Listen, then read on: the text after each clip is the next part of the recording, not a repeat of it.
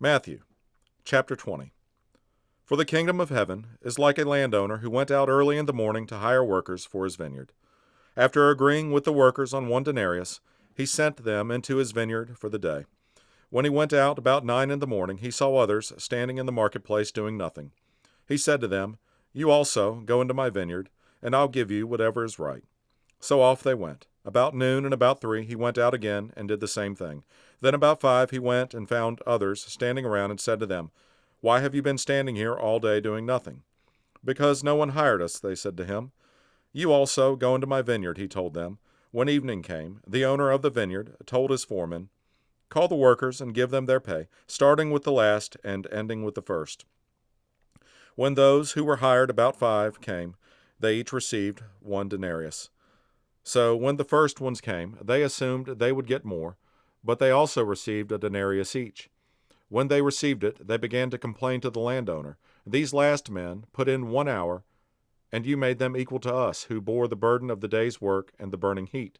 He replied to one of them, "Friend, I'm doing you no wrong. Didn't you agree with me on a denarius? Take what's yours and go. I want to give this last man the same as I gave you.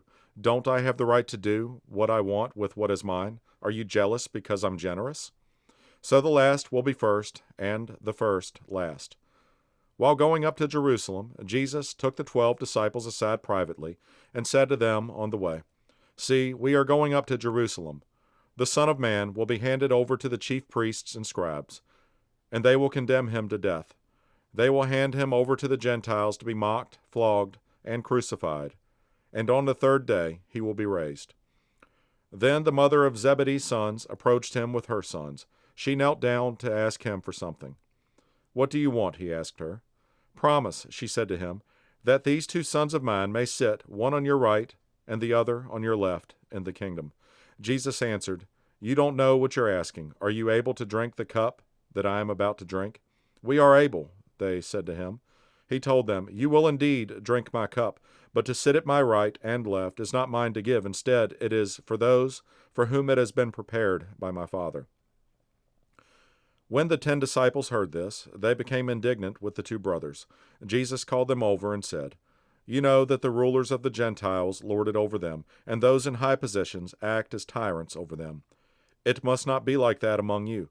On the contrary, whoever wants to become great among you must be your servant, and whoever wants to be first among you must be your slave, just as the Son of Man did not come to be served, but to serve, and to give his life as a ransom for many." As they were leaving Jericho, a large crowd followed him.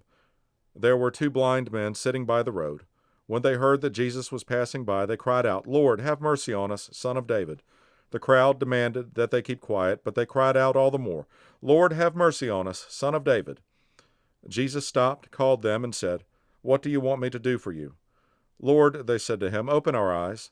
Moved with compassion, Jesus touched their eyes. Immediately they could see, and they followed him.